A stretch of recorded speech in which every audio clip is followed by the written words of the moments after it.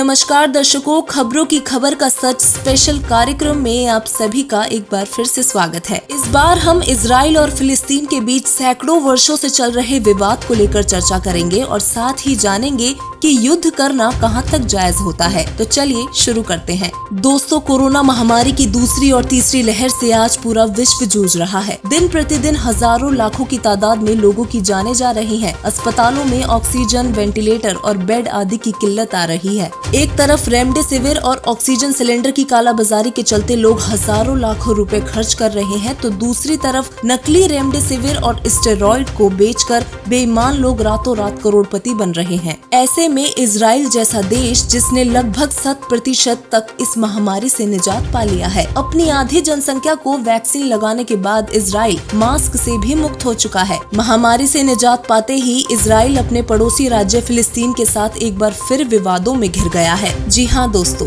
हम वर्तमान समय में फिलिस्तीन और इजराइल में चल रहे विवाद की बात कर रहे हैं। दरअसल इजराइल फिलिस्तीन के बीच इस जंग की शुरुआत रविवार 9 मई को हुई थी, किंतु इस विवाद का संबंध तकरीबन 73 साल पुराना है। सोमवार 10 मई को फिलिस्तीन के आतंकी संगठन हमास ने गाजा पट्टी से इजराइल के जेरूसलम पर 300 से अधिक रॉकेट दागे, जिसमें भारत की एक महिला समेत 5 लोगों की मृत्यु हो गई। इस हमले के जवाब में इजराइल एयरफोर्स ने हमास के 150 से भी ज्यादा ठिकानों को अपना निशाना बनाया, जिसमें कई बच्चों समेत 35 लोगों ने अपनी जान गंवाई। मंगलवार को इजराइल ने हमास के पॉलिटिकल विंग के ऑफिसर पर हमला करते हुए 13 मंजिला बिल्डिंग गिरा दी। हालांकि लगभग 11 दिन तक चला ये युद्ध अब शांत हो चुका है। कुछ दिन पहले तक दोनों देश मिलकर कोरोना महामारी से जंग लड़ रहे थे, लेकिन शांति और अमन के बीच अचानक ही ऐसा क्या हो गया कि इन देशों के बीच फिर से विवाद शुरू हो गए। आइए जानने की कोशिश करते हैं। दरअसल रविवार को इजराइल सुप्रीम कोर्ट ने पूर्वी जेरूसलम से फिलिस्तीनियों के 7 परिवारों को हटाने का आदेश जारी किया था। आदेश में इजराइल के गठन से पहले 1948 में यहूदी रिलीजन एसोसिएशन के अधीन आने वाले घरों को खाली करने के निर्देश दिए गए थे। इसका पालन करते हुए इजराइल में स्थित शेख जर्रा नामक जगह में रहने वाले 70 फिलिस्तीनियों को हटाकर यहूदियों को बसाया जाने लगा। लेकिन फिलिस्तीनी लोग कोर्ट के इस आदेश से नाखुश थे। उन्होंने इसके लिए विरोध में इजराइल में जगह जगह पर आंदोलन किए। रमजान महीने के आखिरी शुक्रवार के मौके पर जेरूसलम की मस्जिद अल अक्सा में भारी तादाद में नमाज पढ़ने के लिए मुस्लिम इकट्ठा हुए थे। इस मस्जिद को इस्लाम में तीसरी सबसे पाक जगह माना जाता है। नमाज के बाद मौजूद मुसलमानों ने शेख जर्राह को खाली कराने के विरोध में प्रदर्शन करना शुरू किया, लेकिन शांति पूर्वक शुरू हुआ ये प्रदर्शन हिंसा में तब्दील हो गया। फिलिस्तीनियों द्वारा इजराइल पुलिस पर पथराव और पुलिस द्वारा आंसू गैस के गोले छोड़े गए। लेकिन असली विवाद तब शुरू हुआ जब मस्जिद में हैंड ग्रेनेड फेंके गए। मीडिया रिपोर्टर्स के मुताबिक इजराइल और फिलिस्तीन के बीच चल रहे संघर्ष की दूसरी वजह जेरूसलम डे बताया जा रहा है। गौरतलब है कि 1967 में हुए अरब इजराइल युद्ध में इजराइल की जीत के जश्न के रूप में जेरूसलम डे मनाया जाता है।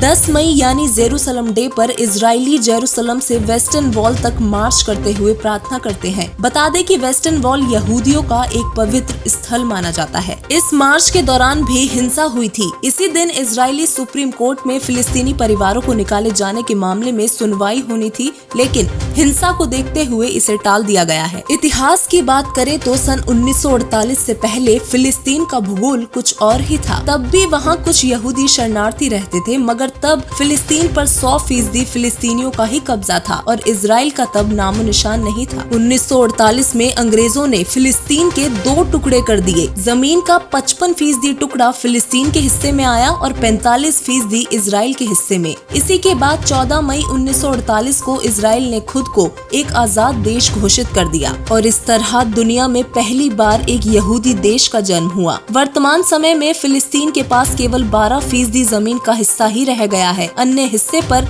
इजराइल ने कब्जा जमा लिया है। दोस्तों, विश्व भर में युद्ध प्राचीन काल से ही चलते आए हैं।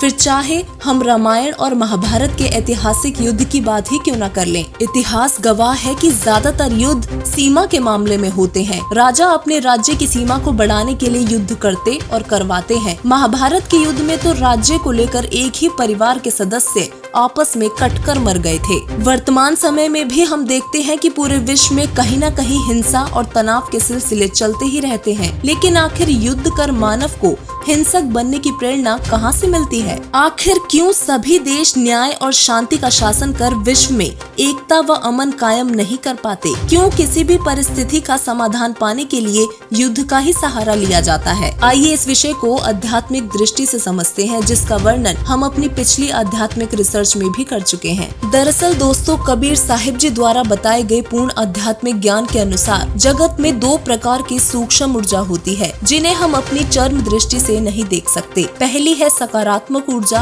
और दूसरी है नकारात्मक ऊर्जा। सकारात्मक ऊर्जा पूर्ण संत से दीक्षा लिए हुए सच्चे भक्तों में व पूर्व जन्म की भक्ति कमाई युक्त अच्छी आत्माओं यानी देवी देवता और पितृ आदि में पाई जाती है, जबकि नकारात्मक ऊर्जा भूत भैरव काल के दूतों आदि में पाई जाती है। सूक्ष्म जगत में सकारात्मक ऊर्जा और नकारात्मक ऊर्जा की निरंतर लड़ाई चलती रहती है। सकारात्मक ऊर्जा आसपास के लोगों को अच्छे कार्य कर धर्म की स्थापना कर शांति और न्याय का शासन करने की प्रेरणा करती है। वहीं नकारात्मक ऊर्जा आसपास के लोगों को चोरी, जारी, ठगी और हिंसा आदि की प्रेरणा से मानवता का पतन कर राक्षस राज्य की स्थापना करने की प्रेरणा करती है। यही कारण है कि किसी धर्म के स्थान पर आत्मा को अच्छे विचार व मन की शांति महसूस होती है और साथ ही सुविचारों भरी प्रेरणा महसूस होती है। वहीं कई ऐसे स्थान होते हैं जहां नकारात्मक शक्ति के अधिक प्रभाव होने की वजह से बलात्कार, मांसाहार और नशा आदि करने की प्रेरणा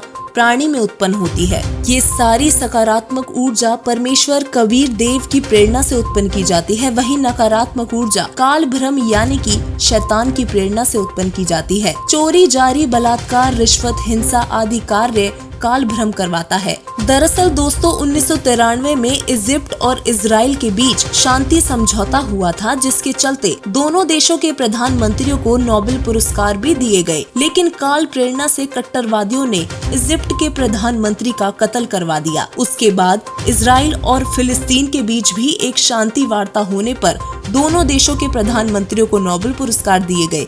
लेकिन अंत में काल प्रेरणा से कट्टरवादियों ने फिलिस्तीन के प्रधानमंत्री को जहर देकर मरवा दिया। एक अन्य शांति समझौते के चलते पूर्व इजराइल प्रधानमंत्री को भी काल प्रेरणा से कट्टरवादियों द्वारा मार दिया गया। हैरानी की बात तो ये है कि इन्हें भी शांति समझौते के लिए नोबेल पुरस्कार दिया गया था। वर्तमान समय में पूरे विश्व में सकारात्मक ऊर्जा केवल जगत गुरु तत्वदर्शी संत रामपाल जी महाराज द्वारा फैलाई जा रही है। पूर्ण परमात्मा कबीर जी की वास्तविक भक्ति विधि से संत जी के करोड़ों अनुयायियों द्वारा पूरे विश्व में सकारात्मक ऊर्जा में वृद्धि की जा रही है। अध्यात्म हमें बताता है कि किसी भी प्रकार की हिंसा करना गलत है। सत्य और अहिंसा ही धर्म का मूल रूप है। विश्व भर में अमन और वैश्विक शांति केवल तत्व ज्ञान से ही प्राप्त हो सकती है। तत्व ज्ञान ही इस संसार की हर समस्याओं का हल है। जैसे भारतीय नागरिकों को देश में शांति व अमन कायम करने के लिए भारत के संविधान का ज्ञान होना व उस ज्ञान पर अमल करना अनिवार्य है, इसी प्रकार मानव को चाहिए कि परमात्मा के संविधान रूपी 5वें वेद, जिसे सूक्ष्म वेद भी कहते हैं, जिसमें तत्व ज्ञान रूपी सार छिपा है, उसको जगत गुरु तत्वदर्शी संत रामपाल जी महाराज के अमृत वचनों द्वारा समझें और उन पर अमल करें। खैर 100 बातों की बात यही है कि आध्यात्मिक झुकाव के बिना विश्व में पूर्णतः शांति और अमन कायम नहीं हो सकता। धन्यवाद।